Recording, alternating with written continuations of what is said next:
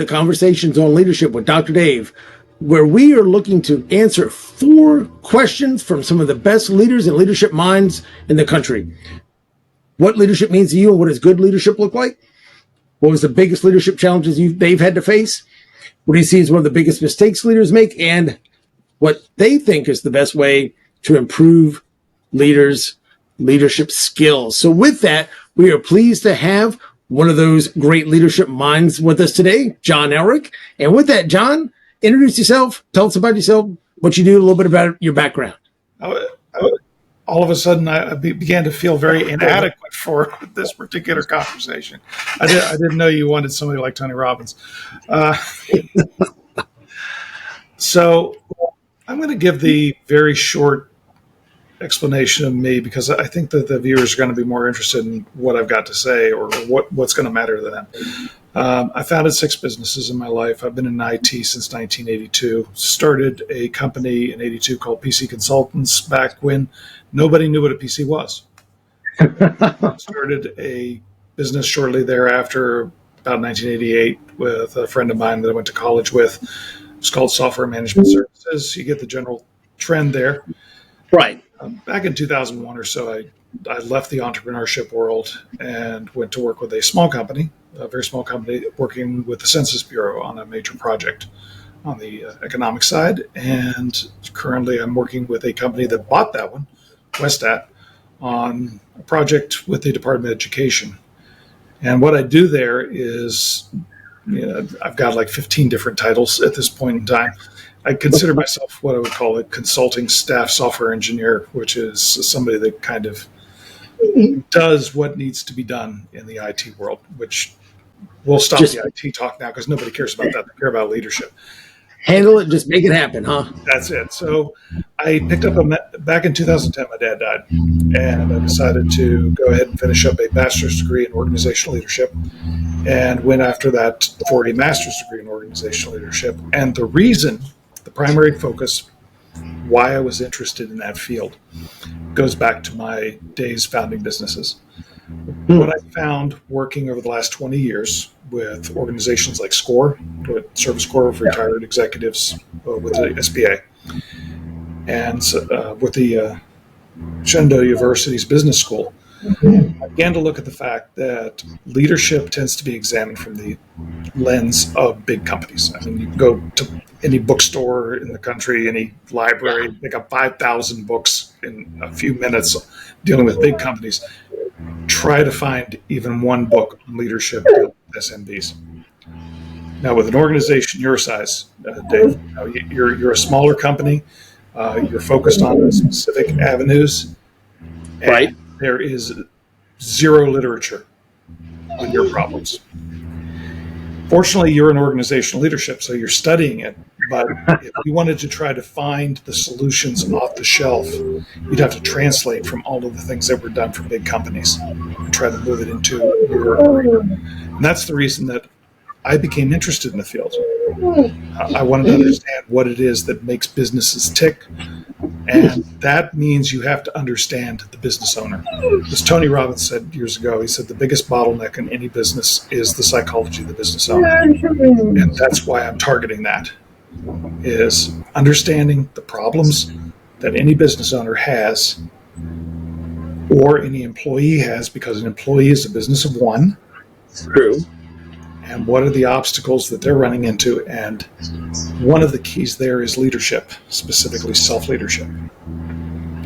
That's my background story. Awesome. Well, I tell you what, like I said, we've had a lot of conversations about leadership or concerning leadership over the years. And that's one of those things that I knew that you definitely fascinated with it, but didn't know to some degree. I knew you had started quite a few businesses, but didn't realize that it was 6. And it's funny you mentioned about the literature and the books, because you're right. You got Jim Collins, Good to Great. Who are they studying, right? Huge companies, just about everything. There's only one person that I know of, and it's a hard find on the shelf, that actually concentrated on SMBs and a little out of the leadership realm-ish, but it kind of includes a book by James Fisher. I believe it's something about a growth curve. And it's got a picture of a conch shell on it. And the reason that one is he actually went out which I thought was fascinating, and interviewed, I don't know, 800 and some CEOs of different sized businesses. But his was very specific. He wanted to look at people that were 500 and under, the actual Small Business Administration definition of small business. Right. And after, all these different successful CEOs, like I said, there's 800 something. By the time he finished the research, he found out that he calls it stages of growth. There's these 7 stages of growth in a company's life cycle, between one employee and all the way up to 500 employees. And as you start going up, and what moves you from stage 1 to stage 2 or stage 2 to stage 3, it all wrapped around for him. The research found out about it was employee count. Mm-hmm. Part-time, full-time, didn't matter. As you started to go up in employee count, the level of complexity, what's needed, what are the challenges at that particular level, so that way, what I liked about it is reading the book is it ended up being pretty much the only predictive model for a small business that I've seen out there that's in a growth mode. Okay, well, when we're at 35 employees now, when we hit 50 employees or 60 employees, this is where we're going to be. These are the challenges. This is where we have to make sure, stuff is shored up from before. Because honestly, they say if you don't have things, say if you're at level stage 3 and you're going to stage 4 because you've got more employees, if you haven't shored up stuff in, say, stage 2 and 3 and you move into 4, guess what? Those things that you haven't tackled are going to haunt you like a ticked off ghost at Halloween, right? They're not going to go away. So, but you're right. You go to a bookstore and it is very rare that you're going to find literature on SMBs. That's honestly, that's the only book that I even know of that tackles that thing. So, yeah. And the wild part is the SMBs have the greatest longevities. When you look, there's a book called Timeless Ventures, which was written by a man named Funabashi. It's very hard to find in the United States. It's published out in India, but he was studying the oldest companies in the world. And the youngest company in the world is older than the United States. The oldest company that he studied, a company called Congo Gumi, which the average person has never heard of, was founded when Muhammad was 6 years old. That's been around a while. Yeah, it's been around some time. It actually hit the headlines in 2007. It ceased operations as an independent company after 1,428 years. It was bought out by a big construction firm and turned into a wholly owned subsidiary. Prior to that, though, it was a family-owned business. And what they did, they were carpenters. They would do work on building and maintaining Buddhist temples. So that's not niche. That their employee count was well under 500. By the way, you know why they went out of business? I have no idea. What's that? They diversified. Back in the 1970s, they had built up a cash reserve and they weren't sure what to do with it. So the president of that time said, I know what to do. I'm going to invest in real estate. So he took the money, used it, leverage, and invested in real estate in Tokyo. Oh. And in the 1980s, the Tokyo real estate market collapsed. When they went out, they had $64 million in net profit from operations, but they were sitting on top of over $500 million in debt that they couldn't pay off. Yeah, that $64 million ain't going to help you. That's a lot of years of net operating profit to pay off billions in debt. Not to say they didn't have the years of operating profit, but it goes back to your statement. Very few companies are studied, but these are the kind of companies that have been around for a long time. One, they have a longevity. The other thing is Kauffman Foundation, if you're familiar with them. Kauffman Foundation was founded to study entrepreneurship. And they determined that between, I think it was 1995 and 2000, big companies, the big corporations, contributions to the job force was negative 40% of the jobs. They actually hemorrhaged jobs from the marketplace. But it was at a time period whenever the total employment in the United States grew. And the reason it grew was what they call young businesses. So the young businesses, little companies you've never heard of, probably like Google, like Facebook. Yeah, no, never heard of never heard of Yahoo at the time, which was still growing. Right. The young companies, they're in a position where they have to hire. So you got this Okay. small company that's growing. They don't have a choice. They have to hire. Big companies, and this was the Kauffman Foundation finding, by definition, productivity is what you measure. Productivity Right. is what you produce over top of what it takes to produce it. And whenever you Right. can't grow your top end, the only way to increase productivity is to drop the denominator, which means the number of people. So they were shedding Get rid of jobs, jobs. and they. Get rid of jobs. So yeah, this is the kind of thing that most people don't know about when it comes to small, medium-sized businesses, is that that's where the job growth comes from. That's the majority of the businesses in the United States. Back when I was taking my master's, there was a study we had to do on, it was called hiring for the Bogota Hotel and Casino, 5,000 employees. Okay. Can you imagine that? Hiring 5,000 employees at once. And I closed out my paper with noting the fact that at the time that the Bogota Casino was doing this for real, Right. the number of companies in the United States of America that employed 5,000 or more represented 0.00017% of all companies. Wow. Yeah. Minuscule. So what I pointed out to them was the odds of anyone taking this course ever being in a position to have to deal with that are virtually nil. But the odds of them having to go to work for Dr. Dave Leadership, helping him hire one new person to take on some of the challenges so he's got more time to work, is a lot higher. Or somebody similar. Gotcha. Well, speaking about that, let's jump into our first question. Yeah. So what does leadership mean to you, and what does good leadership look like? Leadership, I'm going to paraphrase Harry Truman. Harry Truman supposedly said that leadership is the art of getting people to do something that they don't want to do and like it. And my paraphrase is that it's getting people to commit to a course of action that they are afraid to take. I like that. People would not actually define it down that far, but my opinion is, I think I heard, again, Tony Robbins say something along these lines. If everybody wants to do it, you're not leading, you're just taking a walk together. You might need a guide to help figure out the most efficient way to get from point A to point B, but you don't need a leader.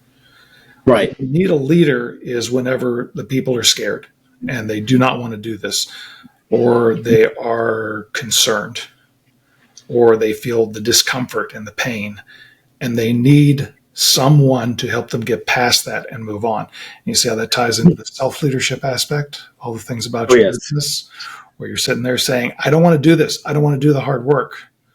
Who's going to lead them? Yourself. Yeah. Right. Well, John Maxwell always said the toughest person to lead is yourself. That's it. And that's leadership in a nutshell, is getting people past that. Now, your qualifying question, good leadership, you'll notice that leadership does not have to be good. No, Jim Jones was a good leader. I mean, good in the sense of he was effective leader. Hitler was an effective leader. But that they weren't necessarily good in the sense of what they were trying to accomplish. But they were very true effective in how they did it. Gotcha. So this weird dichotomy, in my opinion, of understanding leadership where you have to understand both sides of the equation. Well, because there's definitely, the way you framed it, there's definitely a moral component to, okay, is this good leadership versus effective leadership? And I guess for that particular question, I could really say, if you could wave a magic wand, what would the most, let's say good leadership look like? But what would a great example of leadership be to you? All right, I'll give you the perfect example from history. And actually, you can watch this movie. And you watch this scene on YouTube. Okay. There's a movie, it's called Waterloo. It was made in 1970. Starred Rod Steiger, Christopher Plummer. Covered the last 100 days of Napoleon's return to France. And there's a scene early on. The setup is he was moving north with about 1,000 of his old guard. Marshal Ney came south with 5,000 men of the French 5th Infantry with a mandate to bring Napoleon back to Paris in an iron cage.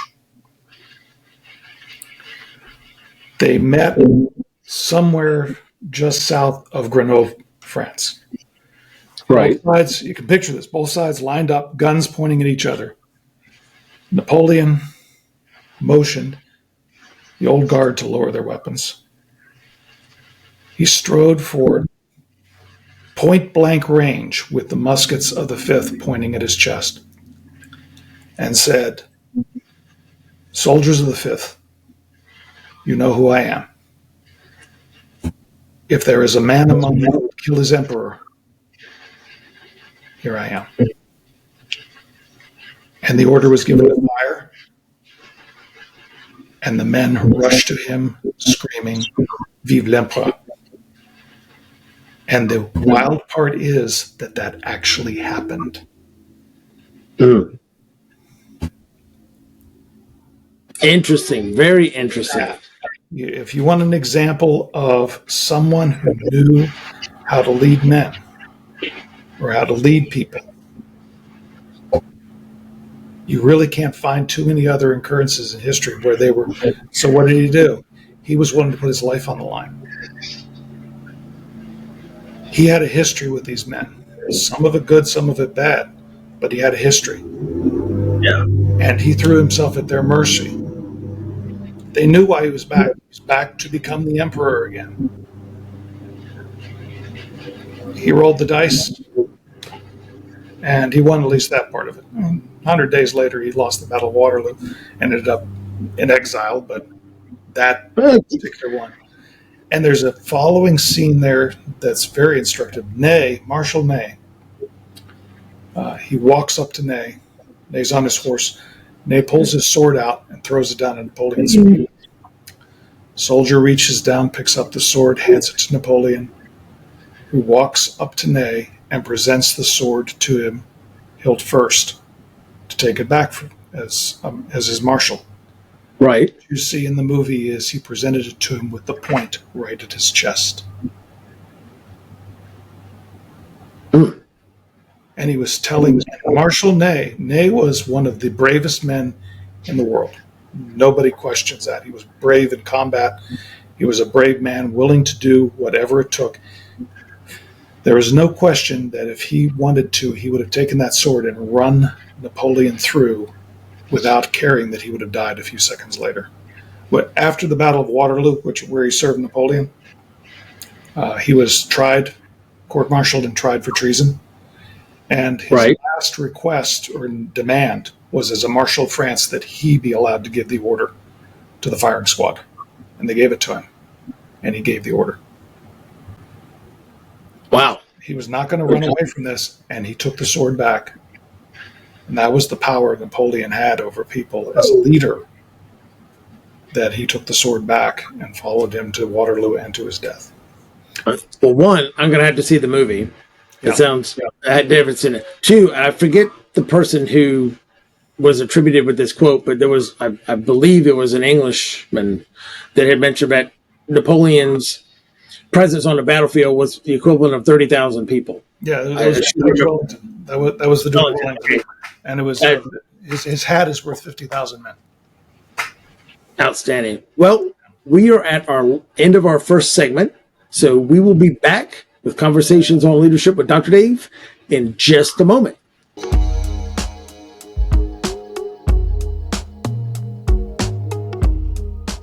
All right, we are back with our next segment of Conversations on Leadership with Dr. Dave, and we have special guest John Elrick with us today. And let's get into the second question, being in our next segment. What is one of the biggest leadership challenges you've had to face? Well, I'm not hitting anything like Dan Abel did whenever he did his conversation. Dan had some very significant leadership challenges in his career. Oh, you didn't have 14 feet of water in Hurricane Sandy and have to get the port open again? Come on. I think having to coordinate a very divided government during COVID and deal with some people that were already pretty antsy about other things. Yes. Put some major stress on him. Although on that note, I do have a funny from the other day when Dan said nobody cares about the Coast Guard until somebody hits a bridge. Oh, yeah. I agree. So, I agree with him. uh, yeah, nobody cares until someone hits a bridge. So, anyway, biggest leadership challenge you've had to face? Yeah, probably the biggest.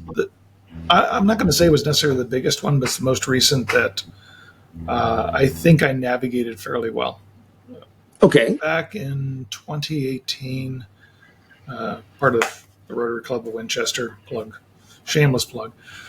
Yeah, of course. Dick Kent with Signa Marketing was the treasurer at the time, and he contacted me and said, "Hey, John, would you like to follow me through the chairs and become president?" I said, "Sure." After talking to Julie about it, my wife, and I said, "Sure, yeah, why not?" And after I accepted, he said, "Oh, by the way, you do realize your year is going to be the centennial." And I said, good. Yeah, I'm going to learn how to handle these particular problems. The problems of being a president of a big Rotary club. For the viewers who don't know, Winchester Rotary is one of the largest clubs in the entire district, 160 members. And yeah, it's going to be our 100th anniversary. And I got some good advice early on how to handle that.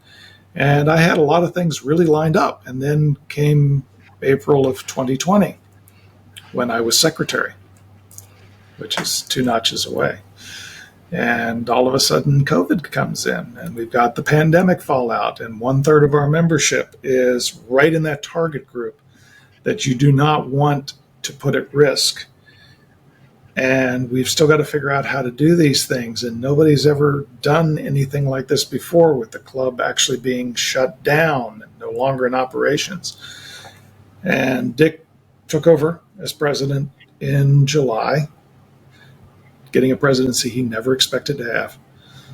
Normally, the executive committee would meet once a quarter for drinks, and we'd talk about stuff. That was the earlier days. We were meeting once a week by Zoom. A volunteer organization that does not do a lot of things. Every week, we were meeting via Zoom to try to figure out what to do next. I learned more about monitoring statistics than I ever thought I would have to learn. And we were tracing through what do we do next. I had to learn how to use Zoom. Some strange reason nobody else at that time had any technical knowledge. Thank you very much, Dave, for stepping in and relieving me of that burden. We organized Zoom meetings. We were organizing what to do next. As vice president, I ran into the problem that we had the elections coming up, including electing me as president and electing a new board, which is required in the bylaws. And for whatever reason, the governor had never passed the resolution that said that nonprofits could meet outside their normal, whatever their bylaws said. And our bylaws required in-person vote. Oh. And no ifs, ands, ors, or buts. It was written down, must be in person. So I spent 2 months working with a couple of attorneys in our club to carefully come up with amendments to the bylaws, revising things so we could legally vote for a new board and for the new slate. And I had to figure a chicken and egg solution for how do we get a vote for a referendum when the referendum must be in person, and we didn't have a quorum. And you're not allowed to be in person. Yeah, because you do that. We were meeting in person at the time, but it was not a full quorum, so we needed the Zoom vote at the exact same time, which was not allowed according to the bylaws. But you can suspend the bylaws if you've got enough permission. So that was my first out of the box challenge as vice president. And then the following year, 2021, which was the centennial still. And I learned to delegate really well, let me tell you. I met with our membership chair, Jean Barge, and she said, right. What's your goals for the year? And I said, emerge with an intact club and roughly the same number of members that we started with. And that's it. Lofty goal during the pandemic. Yeah. Trust me, lofty goal during the pandemic. Yeah. So my leadership challenge was, and please bear in mind, we have people in the club who are we have people in the club across the political spectrum. So you had the political thing going on at the same time, and we had people that were very objecting to the fact that we were not meeting in person and didn't like the idea of Zoom meetings at all, and wanted us to go back as soon as possible. And if anybody didn't want to show up, it's like, we're just going to get rid of Zoom no matter what. Is what, there was a small number of people that held that opinion. And so I'm navigating the political battle which is going on behind the scenes or out of the scenes out here, and keeping the peace at the same time that we're dealing with these constantly changing things that were going on. Because 1 month we would be able to meet in person, the next month we couldn't, because we're starting to get a spike again. And then we got all the way to January, and of course my wife's in healthcare, which Dave knows, and flat out the hospital system of Virginia was ready to collapse from the number of patients coming in. So we had to balance all of that out as well. That was challenging. That was challenging. And I met the challenge a lot by delegation, by relying upon a lot of good people and focusing all my attention on something I learned in Toastmasters years ago. They said, if you're the president of a club and you're doing any work, you're not doing your job. Your job is to get everybody else engaged and keep them engaged and make sure they're doing their jobs.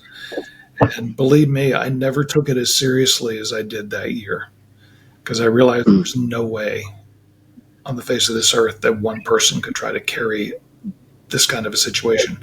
I needed everybody else with me.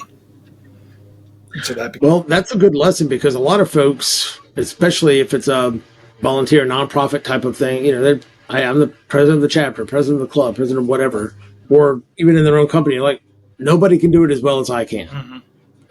And they don't want to give up that little bit of control. And I can see where, if you're used to doing things a certain way and you like things a certain method, then it's difficult, but you'll never be able to actually get done what you need to get done. I know personally in that situation, you're right. There would be no way to get anything done if you had not put so much into delegation. Yeah.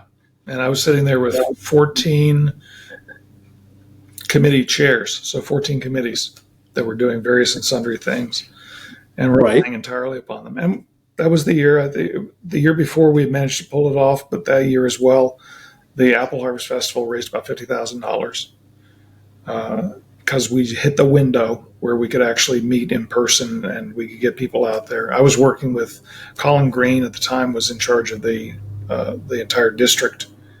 He was the physician that was in charge of our health district here in Virginia. The healthcare management. He was the one who finally approved allowing us to do apple harvest. And that was a lot of negotiating work by Darla and Paul to the members of the club. Well, and for those who don't know, our Rotary Club of Winchester, what John's talking about with Apple Harvest is a big festival we do at the end of the season. It was a big fundraise, over the weekend, but it's a big fundraiser for nonprofits. Yeah. And like I said, a lot of times we'll raise $40,000, $50,000, $60,000 net for a nonprofit in our, within our community. So we have several of those type of events a year, but those are big events. And I remember that one specifically being outside was a big feature of being able to actually pull that off. And you're right, we did so well because I think when we hit the window was nobody else was having anything outside. Yeah, no. And so if you wanted to go to any kind of festival, activity, gathering, or whatever around the East Coast, that was it. We had people from New York. In the 2021, we had people come from New York to come to the Apple Harvest Festival because it was the only outdoor festival that they could come to that was being held. And it was just that window that opened up where they said, okay, we can go ahead and hold this. Gotcha. No, that was definitely something else for sure. Now, next question is, what do you think, or what do you see as one of the biggest mistakes that leaders make today? No, how long you got? Not that long. Not that long. Like I said, we've got the time. It's not that long. The biggest mistakes that leaders make today, a lot of times they're not really being leaders. Okay. If you're looking at skirting everything, especially the leadership of the country, is tending to not be leaders. They're actually followers, and what they're doing is they're following what they think is the biases, the leanings of the people that they need the support of to keep their jobs. And they're not willing to put themselves out there, and I can't blame them because they get shot at, or the mole that sticks his head up gets whacked. And of course. We see that a lot, but that's when you're a leader, whenever you take on a position of leadership, one of the things that you have to accept is that you might fail. And you might fail big enough that you're gone. And a lot of people do not want to accept that fact. They want to be able to lead without risk of losing everything. And it's hard to do that. If you're going to be a leader, you're putting a lot at risk. Yeah, it is hard to do that. And a lot of people, like you said, it's play it safe. And it's just, I'll hedge my bets. I'll play it safe. I'll just go with the flow. But, there's a rare occasion where you see some leaders that are out there like, I'm going to do the right thing and just let the chips fall where they may. Mm-hmm. And when it comes to tough decisions. So you see them every now and then, but most of the time, no, not quite so much. So that is a good, I think there'd be, what's that? I was going to say that's one big thing. The other big thing, though, that kind of is when we do see leaders that are willing to commit to this course, no matter what. Okay. Sometimes they commit too hard and they're not willing to re-examine if what they're doing is actually accomplishing the goals that they truly want to accomplish. Tunnel vision. Yeah, they become so focused on this is the only way to achieve the objective that they're not willing to look at, am I really making the right choices here?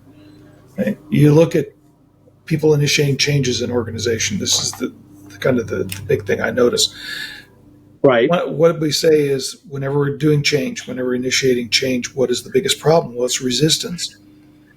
Well, if you look at the fact that most high-risk businesses fail, right? Yeah, there's a good chance they're resisting you because your idea is stupid or idiotic. And I'm not kidding. No, I believe you. There's a very good chance that your idea. Because I told you this story. I'll tell the story real quickly. 1996. There are 12 publishing houses of England, all rejected a manuscript. And they all said, no, this is not for us. That same year, they signed up dozens of properties each that didn't go anywhere, that didn't even make back the money for publishing. But this one particular manuscript, which was written by a single mom who had never written anything before, ever tried to publish anything before, they said, no. There was one that brought the treatment, which was the first 3 or 4 chapters, home, and decided to hand it to his 8-year-old daughter, Alice. And Alice read it and came running back 20 minutes later and said, can I read the rest of it? Why? I want to know what happens to Harry Potter. And my comment is, if the 12 top publishing houses of England couldn't spot one of the most lucrative literary franchises in history, what are the odds that your change idea actually is any good? Probably not. Fair point. Great. Fair point. So what you want to do is you want to seek out the resistance. You want to ask people. I do this a lot whenever I'm coming up with new proposals. I'll find somebody that's the most likely person to disagree with it. Say, I need 10 minutes of your time. Here's my idea. Tell me everything that's wrong with it. And I'm looking for 2 things. Looking for ways to handle the objections in the future, but I'm also looking for, what did I miss? What did I overlook? Hard to proofread your own paperwork. Precisely. and really hard to proofread decisions that could impact a lot of people. So that when you find the person that's most likely to say later, you're an idiot for doing this, that's the one to talk to, because that's the person that's going to be most likely to find the hole that you missed. When you find the hole, then you can course correct, adjust your plans, and you're more likely to have something more solid. I love it. I love it. Well, that concludes this segment of Conversation on Leadership with Dr. Dave, and we will be back in a few minutes with our final question and a little bit more from John. So with that, we will see you in a bit.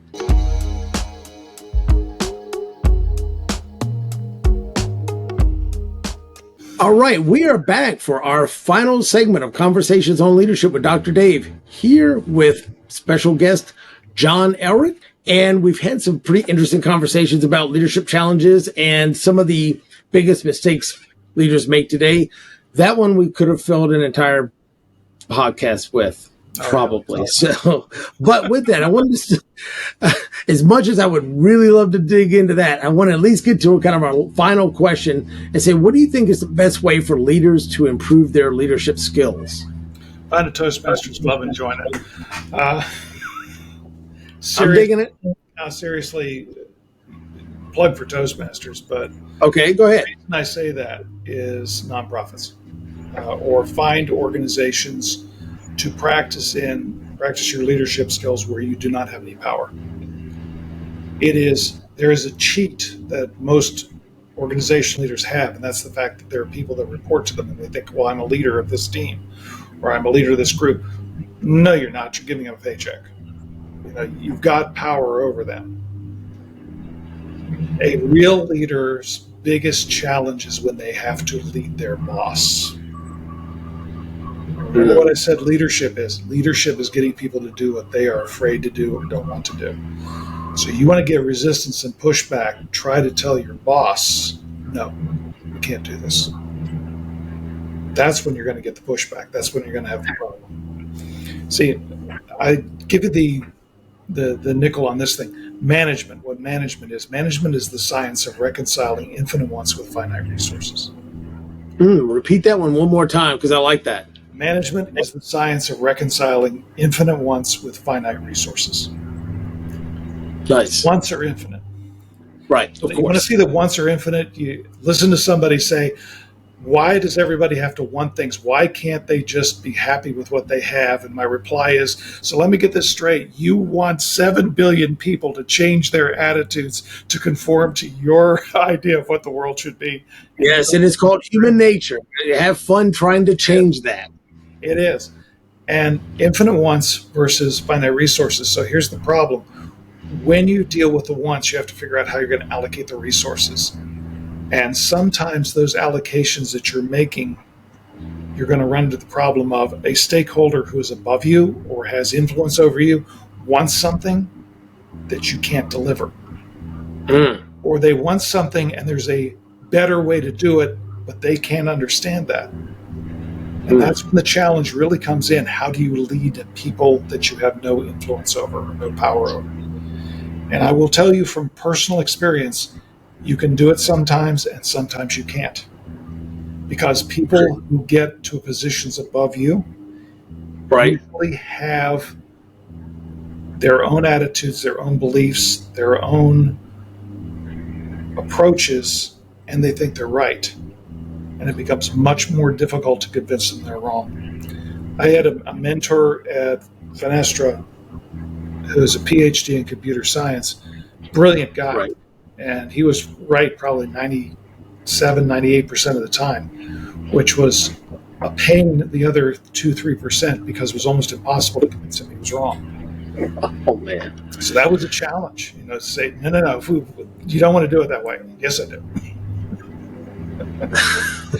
I get it. But so the two things that I picked up, well, actually three. One, shameless plug for Toastmasters, and I'll get you to explain a little bit like why that's such a big thing. But on a completely separate note, yes, it's one thing if you have, Maxwell talks about his 5 levels of leadership. And so you're literally on leadership level 1, positional power. I can stand between you and a paycheck.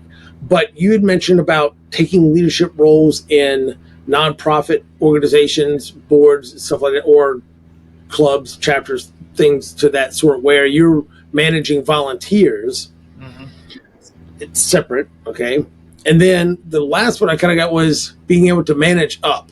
So that sounded like the 3 things that you were talking about, being able to, 1, improve your leadership skills from 2 different ways, Toastmasters, and then leading in an organization where it's all volunteer and you don't have that positional power. And then, being able to actually, manage up, lead up, however you talk about it. So tell me a little bit more about the Toastmasters for the listeners on why that's a big deal as far as for, leadership skills, and then maybe touch on the others. Yeah, the Toastmasters, if the listeners aren't familiar with Toastmasters, you can look it up online. It's been around for now close to 100 years. About 100 years or so. Yeah, it's an organization. The idea is you practice your leadership skills. You learn how to become a leader. You learn how to speak in public through experience and practice. And I use that as an analogy in a sense. Dave and I are in Toastmasters together. That's kind of the inside joke. The main point is when you are part of a Toastmasters club and you are an officer in a Toastmasters club, you've got a bunch of people that have volunteered to be there. You have absolutely no authority influence over them whatsoever. You learn how to communicate with people that you don't have that authority and influence over. And that's the key. It doesn't have to be Toastmasters. It can be, although they've got some very good programs to help you get through those phases. Yeah. Anywhere you can go where you don't have the authority, where you are dealing with people that are at the absolute best peers with you. There might be people in the room with you that are technically more powerful than you. Right. When I took the gavel as the president of Winchester Rotary, there were people in the room where any one of them was worth more than I could hope to be worth in a lifetime. You've got very powerful people in the room, and you still have to be in a position where you can lead them whenever it's necessary to lead them. That's where you can learn and hone the leadership skills. And Toastmasters, the nice part about it is it gives you a comfortable environment to practice the skills. Anywhere you can do this, though, if you volunteer with a Boy Scout group, you really don't have any authority over, especially the other people you're working with in the Boy Scout group, the other parents. But you still have to be able to work with them. You have to be able to lead them on various things. Maybe a church, if you're involved in church groups or something, a committee at a church, if your particular church that you belong to has committees, which oftentimes they do. I was part of a couple of committees at a church, and you've got people on your committee that you don't have any power over, none. Nope. And all you can do is learn the skills of how do I communicate with them. So that's one. Number 2 is read a lot. Okay. Read about what it takes to become a leader. One of the key things about leadership is negotiation. So learning how to do good negotiation skills. I can recommend Chris Voss. He was True. Very good one. Negotiator for the FBI for years. He starts off his classes nowadays with an example that comes from the real world of, you got 60 seconds to get me a car or she dies. Go. And you have to kind of negotiate back and forth on that. Learn negotiation skills. Learn good communication skills. Again, that's the plug for Toastmasters. You get to practice that there. Right. And that's one of the things I really wanted to kind of have you talk about a little bit, and I'm glad you did, is the difference between, yes, I can go to Toastmasters and I can get involved in the leadership aspect of it and being one of the officers of the club and stuff like that. Mm-hmm. Fantastic. Yes, you are doing exactly what you said. You're leading volunteers, people that you don't have any kind of positional authority over. Mm-hmm. But one thing I like in there over, say, the Boy Scout troop or Kiwanis or Rotary or somewhere else is the fact that you actually are there learning the communication skills you need to be the negotiation skill, to be the good leader. So it's almost like a twofer to some degree, where you can take the communication skills that you're learning in Toastmasters, even if you're not in a leadership position in that organization, those communication skills will help you with your leadership elsewhere. Yeah. For profit, nonprofit, doesn't matter. Yeah, absolutely. Yeah. I took the very good courses, Dale Carnegie course, the Dale Carnegie course, and I took that and I actually grad assisted. And then I joined Toastmasters about 6 years later, and my first speech I was shaking. I mean, that was after 2 sessions of Dale Carnegie, and I was still shaking. Probably the biggest reason is that it's a one and done. You don't get that ongoing practice. And that ongoing practice, that exposure to what you fear is really I think really the key to overcoming it. So this here is the result of 1,000+ presentations to groups at this point, in one form or another. Most people aren't comfortable just speaking off the cuff. No, they're just not. And I remember quick story, when I was in graduate school, I was getting my master's, and I remember we had our public speaking, whichever we had to do, and you prepare, and they asked somebody to fill in, and there was this one guy, he was in healthcare, and I think he was in a sales role. I cannot remember exactly what it was. A little bit older gentleman, and he absolutely floored me with the ability to be able to just stand up on the cuff, completely impromptu, and just belt something out for 5 or 10 minutes for a speech, totally unprepared. Now I see, okay, now I know where he learned that. I know how that came about, but to me at the time is the difference between going to magician school and seeing how the trick is done versus seeing the trick for the first time. You're like, holy smokes, how do you do that? It just completely blew me away. And now I'm to the point, to a certain degree, where I could pull off the same thing if I had to and wouldn't think twice about it, where before there's absolutely no way on this God's green earth that ever would have happened. I don't know if I ever told you about the time I did it. It was a Toastmaster meeting long before you joined Toastmasters, but it was about 2010 era, 2009 era, before you joined this club. Right. I actually was challenging myself on impromptu speaking, and what I did was, at a meeting, I said, okay, I'll just do it. We were short on speakers, so I said, I'll do a speech. So does anybody have an advanced manual? Because they give you, the basic manuals and also advanced ones. And somebody had an advanced manual. I said, pick a speech at random. And what it is here's the criteria. Here's what you're supposed to meet. And it was a 12-minute speech. I said, okay, you give me a word. One word. And I think the word was green. And I proceeded to deliver a manual 8 to 12 minute speech. I love it. Now that is a challenge that I think people should take up. That is a good one. I'll have to try that myself. That is a really good challenge. So I did have one last question for you. Go ahead. One quick other tidbit, suggestion for people, which I actually did this for a bit. Get your camera, get your webcam. All right. If you go online and look up the phrase targeted interview questions. So targeted interview questions are questions that are specifically targeted that they use in interviews, if you're not aware, to elicit a specific behavior response. They want to know how you handle yourself in specific behavior. Right, behavioral questions, basically. Behavioral questions. So you can get a list of them online very easily. Take a list, get your webcam out, and go through them.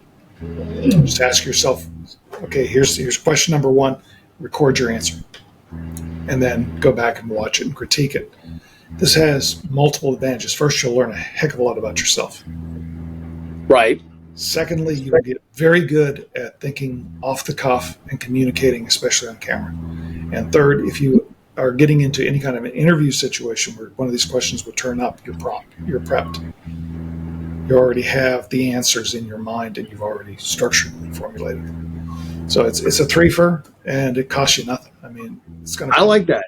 1 to 2 minutes. That's it. Just 1 to 2 minutes on each one, and you can pick different categories and go through them. You don't have to do them all in one day. Just do one a day that's the challenge. Get it out. Do it one a day for 30 days, and just record. All right. An answer. That one I love, and you don't even have to post it online. It's just for you and your Nobody review. else has to see it. Nobody else ever I has love to see it. day, 30 days, 1 to 2 minutes with a targeted behavioral interview question, and review it just to see how you would answer and how you come across. Yeah, and I like it. And if you want a real challenge, now put them up on YouTube. That's the bravery challenge. That's the bravery challenge, not the actual skill building challenge. So with that, tell our listeners how they can connect with you. How can they get more of the John Elrick experience? Yeah, more of the John Elrick experience right now. I've got a company that's sitting on the sidelines, Elrick Enterprises, but you can reach me on LinkedIn. Okay. Yeah, John Elrick, not the guys in Scotland, but if they had look up John Elrick, and you can. That's the easiest way to reach me and try to connect with me. And Okay. yeah, That sounds good. Well, I would encourage everybody to reach out to John on LinkedIn. Like I said, just search him. Remember, not the ones in Scotland, okay? Yeah. The one in Virginia. And with that, thank you so much, John, for being on today. And we will be back next time with Conversations on Leadership with Dr. Dave here on the podcast. So everybody, take care.